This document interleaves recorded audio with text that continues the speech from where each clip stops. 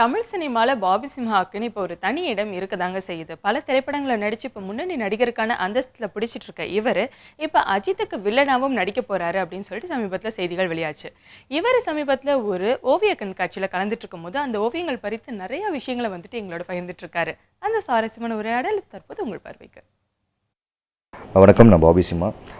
Art house வந்து இன்றைக்கி வந்து ஒரு ஆர்ட் எக்ஸிபிஷனில் இருக்கும். வின்சென்ட் அடைக்கல்ராஜ் சார் வந்து இப்படி ஒரு சொல்ல ஒரு அற்புதமான ஒரு விஷயம். 365 பிள்ளையார்கள் வந்து டிஃப்ரெண்ட் ஆஃப் டிசைன்ஸில் பார்க்குறதுன்றது வந்து யோசிச்சு பாருங்கள் எப்படி இருக்கும். அவ்வளோ கலர்ஃபுல்லாக இருக்கும். இன்னொன்று அந்த வேரியேஷன்ஸ் நினச்சாலே வெரி ஹாப்பி. எனக்கு இந்த ஆர்ட் ஹவுஸில் பார்க்கும்போது ஒரு பிள்ளையாரை பார்க்கும்போது இன்றைக்கி நான் 100 பிள்ளையாரோட டிஃப்ரெண்ட் வெர்ஷன்ஸ் பார்த்துருக்கேன், டிஃப்ரெண்ட் டிசைன்ஸ் பார்த்துருக்கேன். ரொம்ப ஹாப்பியாக இருக்குது.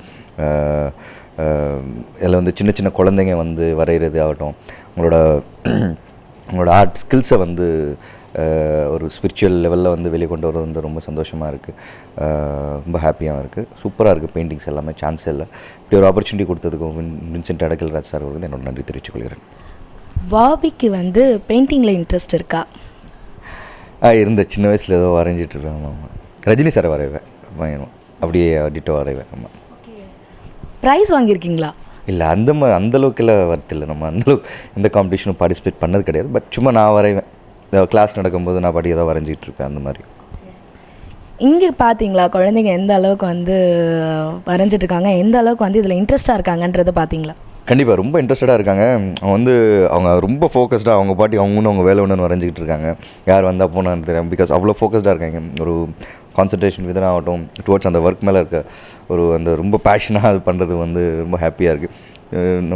நமக்கு இந்த மாதிரி இல்லாமல் போச்சான்னு ஒரு சின்ன வருத்தமும் இருக்குது. ஃபைனலி பாபியோட அப்கமிங் மூவிஸ் பற்றி. Coming AGS Susi Ganesan sir டைரக்ஷனில் வந்து திருட்டு பைலட் 2 ஸ்டார்ட் பண்ண போகிறோம். அப்புறம் சொல்கிறேன் அதுக்கப்புறம் என்னென்னு. வல்லவனுக்கும் வல்லவன் ரிலீஸ் ஆக போகுது. ஸோ அதுக்கப்புறம் இது தான். பாம்பு சட்டை ரொம்ப நல்லா வந்திருக்கு. ஈவன் நானும் உங்களை மாதிரி ரொம்ப ஈகராக இருக்கேன் எப்போ அந்த படம் ரிலீஸ் ஆகும்ன்றது வந்து.